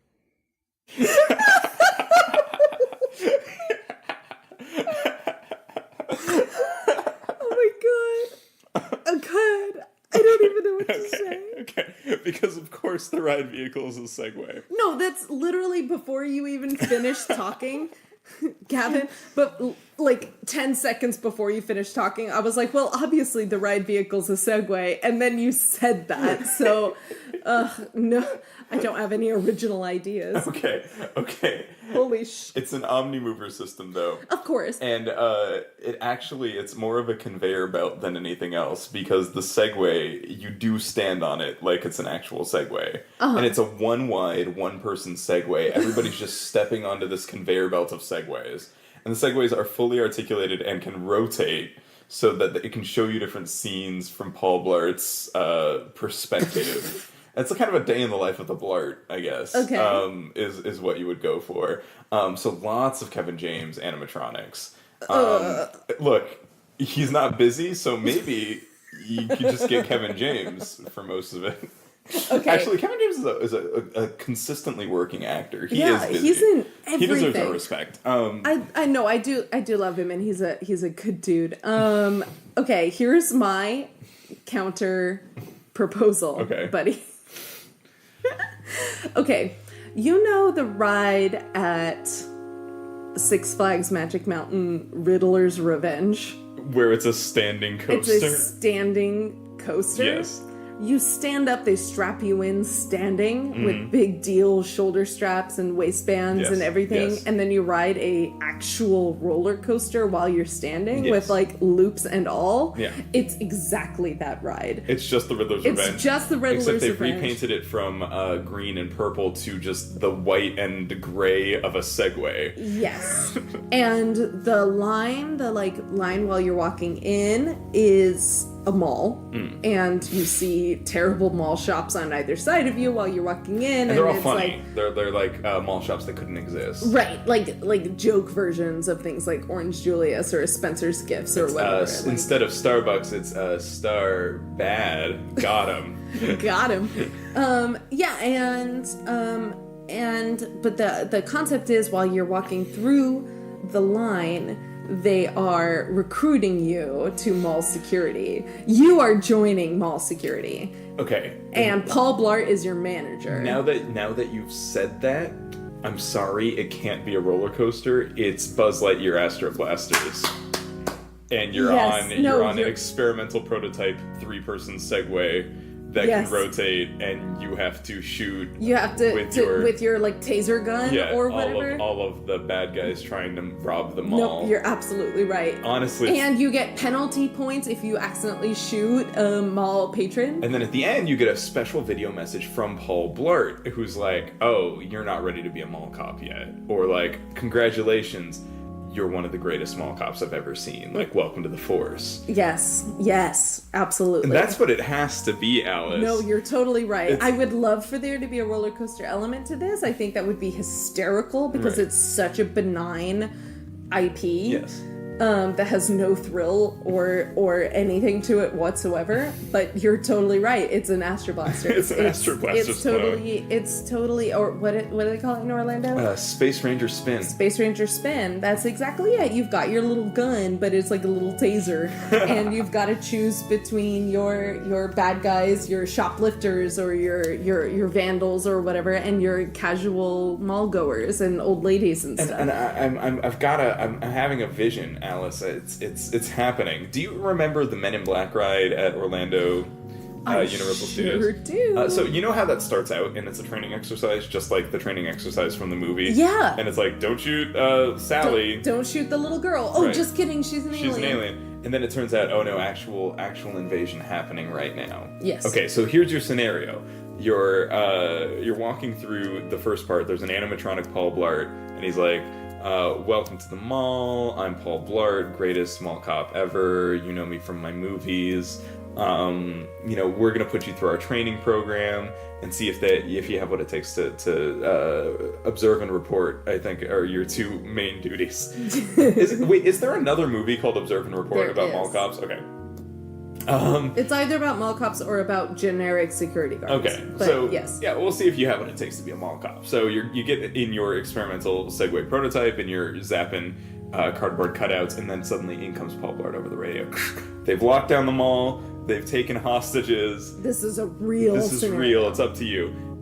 And then you're like, oh no. So then like, bam, you're into the Bad Bucks or whatever, Star Bad, and the guy pops around the corner and he's knocking over mocha frappuccinos, and you're like, pachoo, pachoo, and you get him. So you got like a bunch of different cool store-based scenarios where your targets can pop out of. Okay, And then there's that would like a be- hot dog on a stick, Yeah. and like poor innocent teenage girls in their dumb little hats. Yeah, and they're like, I know. oh no! But if you accidentally shoot one of them, you lose points. Yeah, of course. Or, like, later Paul Blart will chastise you. Yeah. He'll be like, that was bad. But again, like we discussed in our Rides as Games episode, you can't have a lost state. Right. You can't have somebody lose. So at the end, Paul Blart has to say, Like, congratulations. "Congratulations, you did a really good job." You're a mall But cop. if your score is but that's the thing, your score does not have to be very high for you to be a mall cop. Like, it's not that important. It scores 0 to infinite points, you make the rank of mall cop. Exactly. It's not like Space Ranger Spin where, like, you might not make cadet if you But don't if shoot you have enough. 0 to whatever 1,000, you're just like rookie, trainee, or whatever. Like, oh no, well, like you did okay. But Buzz Lightyear never says to you personally, you did okay. Well, that's the thing. That's what I would really love if they recorded messages by Kevin James that's And like, Kevin James is like, well, I don't know, maybe a little more training. hey, yeah, you keep it up, kid, and someday you'll be a mall cop too. Like, Or if you did really good, like, wow, you could be my manager. you're the hero of mall cops.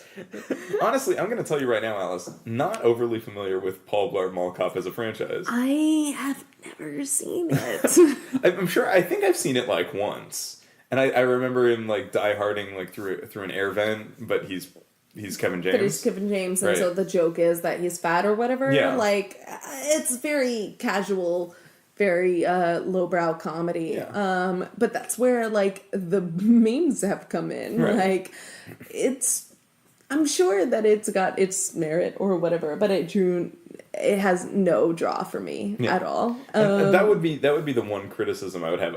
Obviously, very funny idea. It's so good. The one thing is and like, thank you, thank you, Gavin. and especially thank you, Gavin's girlfriend. Like, I wish we had your name as well. But yeah, it's hilarious, and I can imagine it very clearly in my head.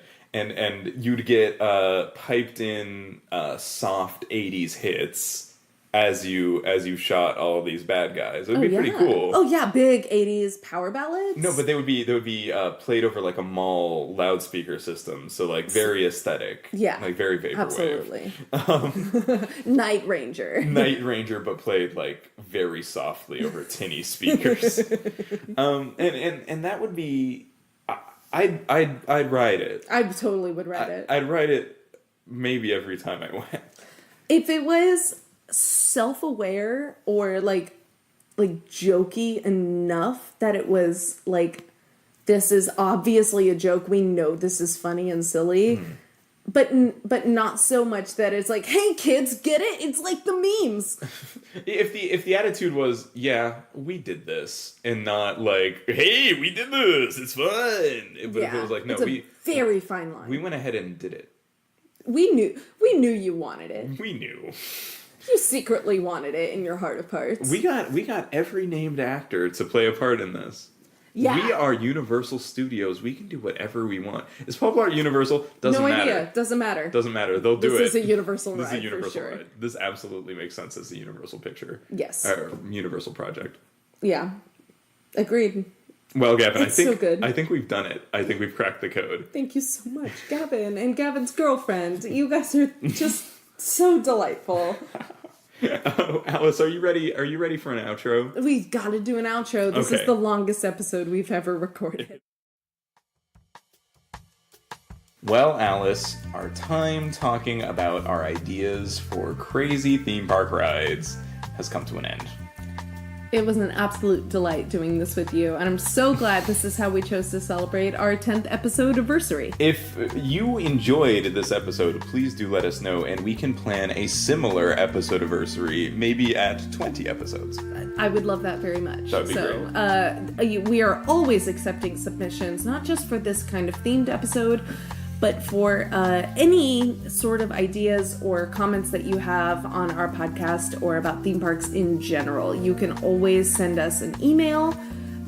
You can email me at alicewhitepodcast@gmail.com. And I'm at buddy.duquesne @gmail.com. We would absolutely love to hear from you. We love voicemails, and we would play any voicemail that we receive on our podcast. So hit us up. Well, as long as we deem it Appropriate. right, of course. As for the three wonderful podcasters who sent us material for this episode, thank you three so much. I'd like to give a quick shout out to Gavin, aka the Podcat, aka the Pod Report, on Twitter @the Pod Report. He's got a lot of projects going on, but three that I think I really want to plug for him today. The first one is called Back to Blood Gulch. It's a podcast where they watch every episode of Red vs. Blue, that old machinima about Halo 2, and commentate on it. It's a nostalgia trip. It sounds hilarious. New episodes are dropping right now for that. The second thing I want to plug for him is called The Red Light Library. It is a smut review podcast. Alice, you were expressing that this was a thing that you're interested in. I can't believe I didn't know you were doing this, Gavin. I'm so excited. I love a good smut story. So He's reading the craziest smut that he can find on the internet. But it is a very, he says, sex-positive podcast. awesome. And the third thing I want to recommend is Tuned In, Dialed Up, which is a podcast. A podcast about podcasts? That's right, it's a podcasting podcast, where he reviews and talks about other podcasts. So thank you very much, Gavin, for all of your good work for the podcasting community. Keep it up. Thank you for your input this week. Thank you, Gavin. Also, we would like to recognize and praise our dear friend T.H. Ponders. Ponders is the host of Accession, a really fabulous art history podcast that has some of the most beautiful production quality of any podcast I've ever listened to.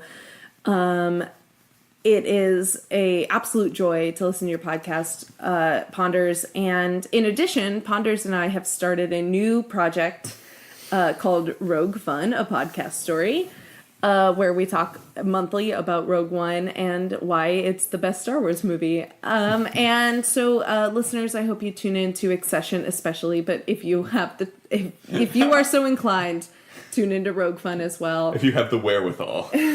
Ponders is a wonderful guy and a great podcast host, and deserves all the praise that I could possibly heap upon him. So thank you, Ponders, for submitting that really excellent voicemail.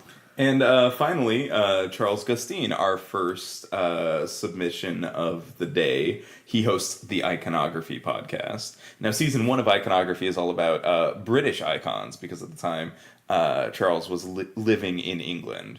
But now Charles Gustine is living on the East Coast of the United States. From England to New England. And he's talking about American and specifically New Englandish icons and symbols of America and that area. So season 2 is on its way. It's dropping later this month. So I highly recommend that you guys all go over there to Iconography, listen to some of season 1, which, again, amazing production values on Iconography, I must say. We've got just the best podcast friends that we could ever ask for, who produce some absolutely gorgeous podcasts. And we really love and appreciate you guys so much. So thank you all for submitting, and we hope to hear more from you guys as we continue this journey to all of the happy places that we can find. Speaking of which, we have a couple of great episodes coming out very, very soon. Our next episode is about the mystery spot. Yes, we recently took a impossibly long road trip through California where we stopped in Santa Cruz and went to the mystery spot. It's funny that you say impossibly long because it was longer than it ever should have been. There's no reason It should not have been that long. that going from San Francisco to Los Angeles with a tiny detour into Santa Cruz should not have taken 12 hours, but somehow it did. You know, at my count, it took 14, so... 14 from waking up to arriving. I but- blame that on the mystery spot and its mysterious powers. Yes, so if you are interested, be sure to tune in soon for that, for why the mystery spot has altered our timelines and realities. So do stay tuned for that and other episodes that are coming up, because Alice, now you and I are in the same part of the state, and we will be able to do these kind of road trip field recording podcasts. Yes. So very excited for those coming up soon. Yes, and hopefully the mystery spot episode and following episodes will have a little more detail on that. We will have that to you as soon as possible. You can find more information from us on our Twitter. I am at Alice White THP for those happy places. And I'm at Buddy_Duquesne. Duquesne is spelled DUQUESNE. And if you like what you heard, be sure to subscribe, leave a review, and tell your friends. We are always looking for submissions. Be sure to email us and let us know on Twitter if you'd like to be a part of the show. Our theme music is Golden Gate by the California Feetwarmers, featuring Phil Alvin. Find the Feetwarmers on their website at www.californiafeetwarmers.com. Additional music for this episode came from Poddington Bear, available on the Free Music Archive. Check the Free Music Archive out. It has lots and lots of great music for your podcasting needs. Thank you for listening. We hope you return to those happy places.